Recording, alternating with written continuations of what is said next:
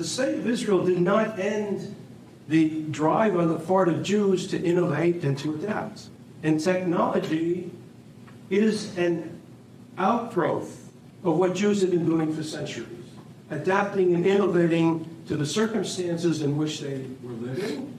And now, in an environment where they have their own economy, they continue to innovate, and they innovate at such a scale that Israel is considered one of the great innovation centers in the world.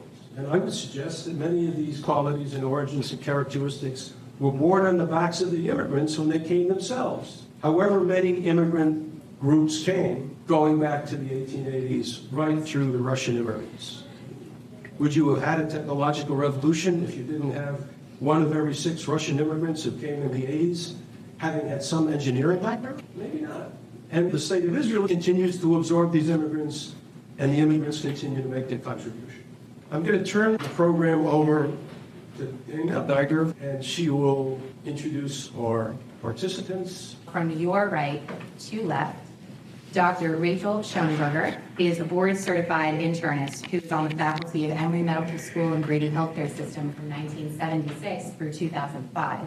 And since 2005 has been a full-time volunteer with Hadassah. Rachel was effective in connecting Hadassah chapters across the country with cutting-edge science of the Hadassah Medical Organization and with other projects there. Mr. Alan Wolk has more than 30 years of C-level general management and chief financial officer experience in airway therapeutics in Vista, which is a subsidiary of Koch Industries, DuPont as well. Alan is currently the CFO, COO, and member of the board of directors of Airway Therapeutics, which is a clinical stage biopharmaceuticals company headquartered here in Marietta, Georgia. Alan's philanthropic work is focused on Jewish National Fund, or as we know it, JNF-USA, where he serves on the national board of directors as vice president responsible for JNF's Israel Impact Investment Committee. Moran Mizrahi is the co-founder and COO of Rebilia Platform, a revelatory Atlanta-based Fintech startup that empowers e-commerce and SaaS companies to evolve in a subscription powerhouse.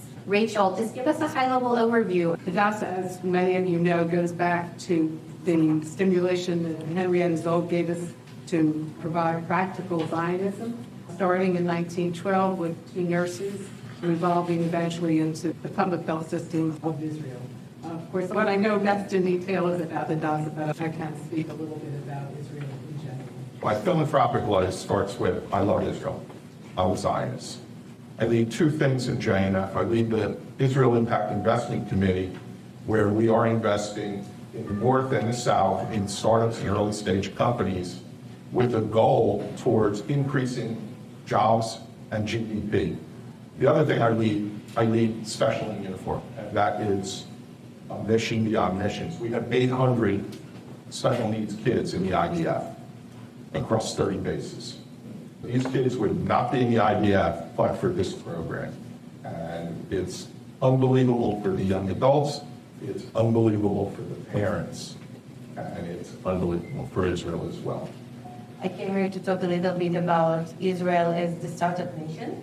I am, as mentioned, the COO and co-founder of Rebilia Platform. We are an American startup that runs as an Israeli unit, mainly because we rely a lot on the Israeli innovation, a lot of Israeli ecosystems, and a lot of our partners are Israeli, but they're very diverse with a lot of people from all over the world. I came here to talk a little bit about how Israel can make an impact into an American environment and startup environment. Enlighten us with how Israel and your relations with the startups that you have here are connecting us and innovating.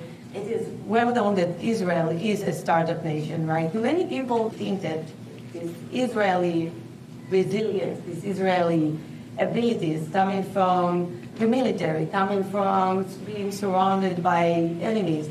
If some of you think too that this resiliency coming really from the Israeli army, you really didn't been through kindergarten in Israel.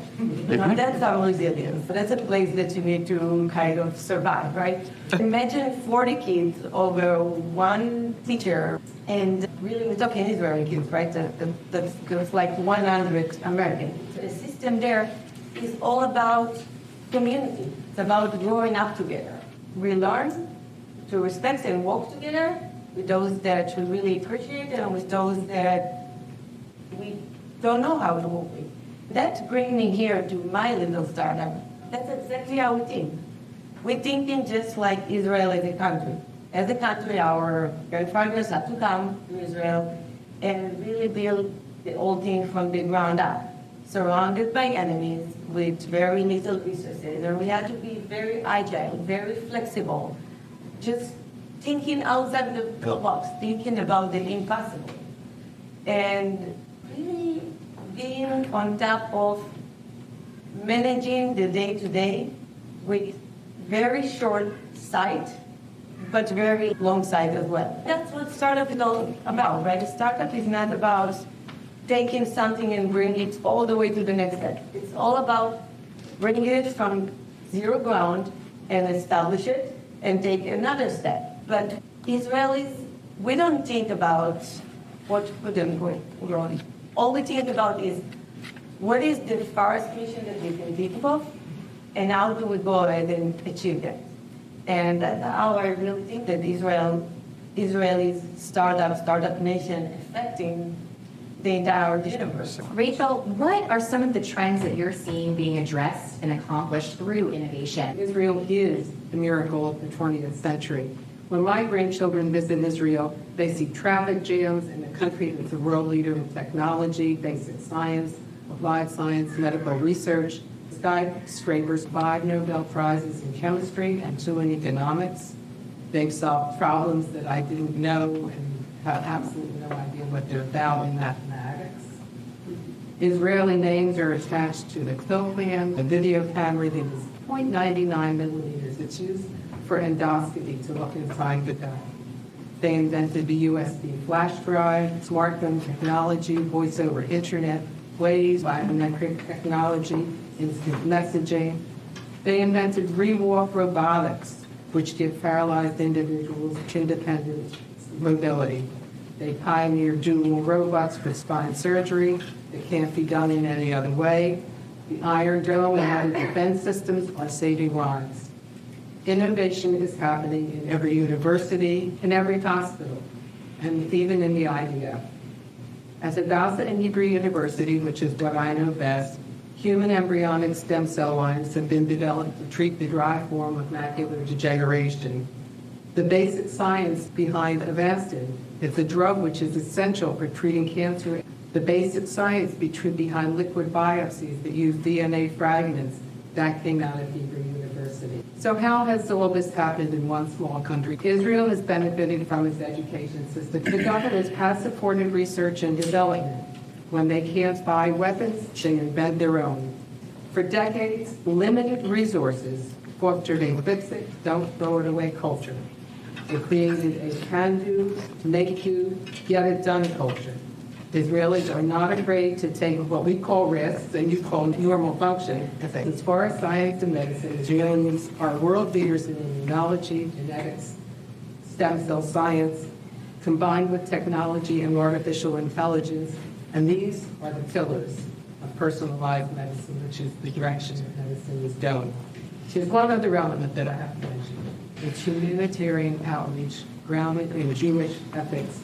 This has been seen in every disaster to which Israel was invited. Most recently in Ukraine. Israelis set up medical clinics on the borders in Poland. They sent ambulances. Hadassah doctors taught trauma care to local doctors at the University of Lovely. Rachel, thank you so much for painting that picture. They're not innovating at a start with an eye only to Israel. I want jobs in Israel. I want jobs in the north and the south. So there's got to be an Israel component. But every one of them looks to that takeout. That's the reason they're there. We're industry agnostic of what we look at. But we've crossed a lot of paths. We have 8 investments in AI, artificial intelligence. But it's not necessarily just AI. It's AI connected to a sensor. So AI sensors in construction management. They put the sensors in wastewater streams and they can tell you where and what bad actors are in the wastewater. Another one is pure AI, protecting the Internet of Things. Another one called NDRIP. It's AI and it's gravity-fed irrigation. So there's a ton of irrigation technology going on in Israel. Sensors that go on the trees that tell you when that grove of trees truly needs water.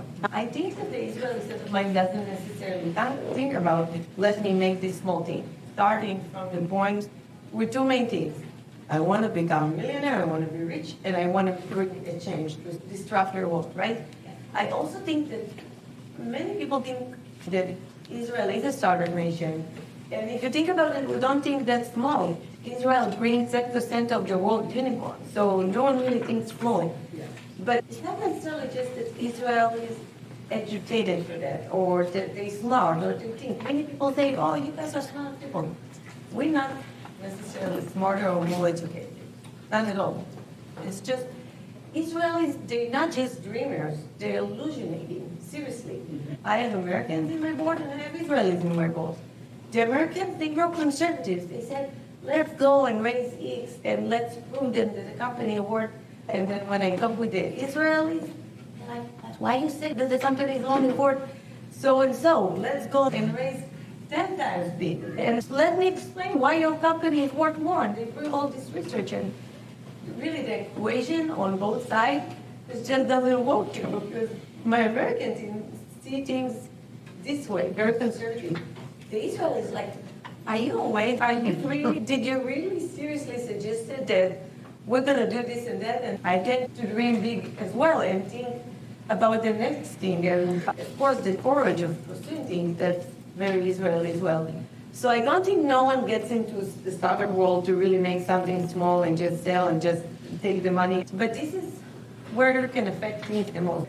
The way to be effective in this world and bring innovation is to keep moving, right? It's a very, by the way, American thing for me. We're in structure. We're not about structure. We have the dreams of making things big, but we need someone more organized, and that's how things really have to go out sometimes away from Israel. But if I have the set of mind, or other Israelis have the set of mind, to go and take things from the ground and reinvent the wheel, that's what they do, and they do it again and again. I didn't know until the other day what a unicorn was. I was looking for information about today's topic, and I came across the term unicorn, and I looked it up, and what is a unicorn, and why does Israel have more unicorns than they have in all the countries of Europe combined? And so I found out Philanthropy is a company that started, they've worked more than $1 billion.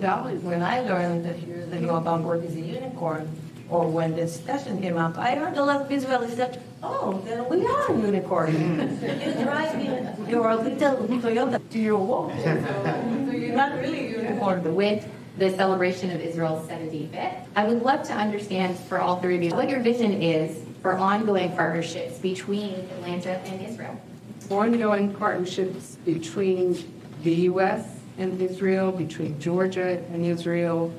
I think Maria just touched on this. Israelis and Israel are very good in medicine. At phase 1 and phase 2 trials, dreaming up new technologies, new therapies, new basic science, and getting to what we call a phase 1, phase 2 trial, where you show that something is safe, you show that something is effective. But then when you come to something like a phase 3 trial, where you have to put a medicine or something out into a larger population, you have to have connections. So Israelis are very good at getting connections in Europe, in Australia, in the U.S., all over the world, really, in order to take these ideas in medicine and technology and business and whatever into the larger structure that's needed. As long as they're startups, and there are going to be startups, as long as there are ideas, as long as there is innovation, there will be connection.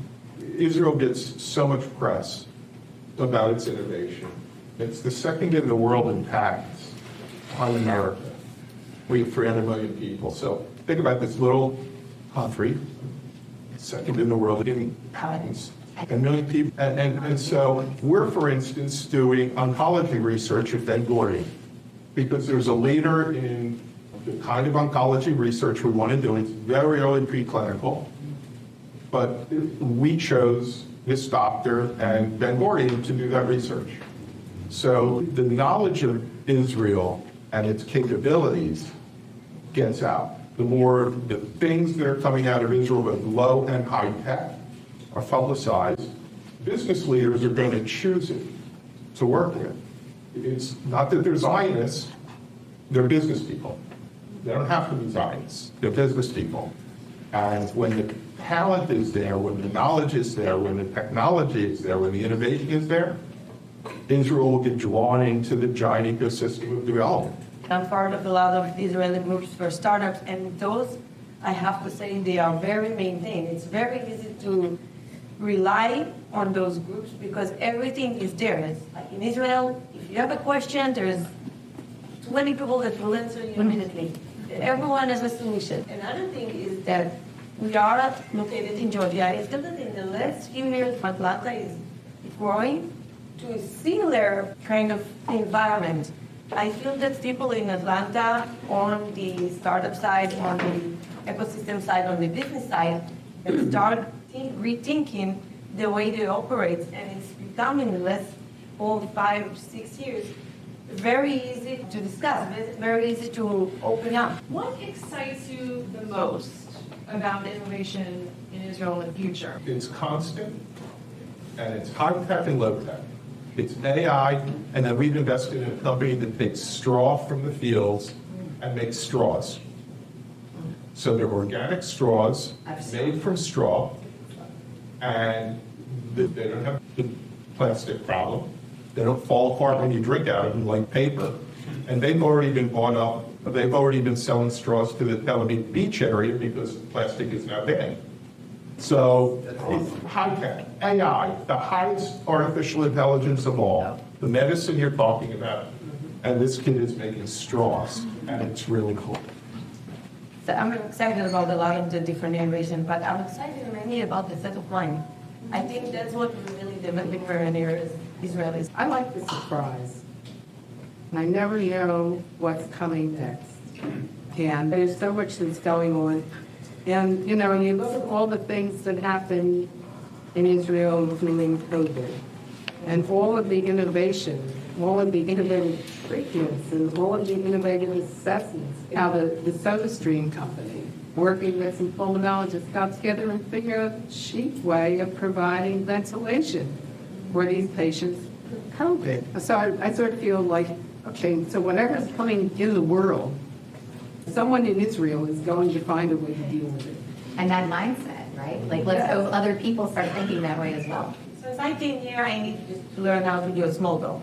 I literally needed to teach myself how to talk with someone, but not saying much, right? I had to teach myself, talk about the weather. Like, who cares? An Israeli thing is really to talk about, so my mom, she doesn't feel well today. They kind of dig into the deeper relationship, the deeper purposes. Even here, Israelis, they just will go to each other and start talking. It's obviously we're going to have a relationship. And we very much grew up in a way that is less about the small conversation and staying alone, being polite, and all about we all in, for better or worse, right? These directives and sort of the direct way of going, and after 5 minutes tell you exactly what they think about you, what they think about your business, what they think you should do for life.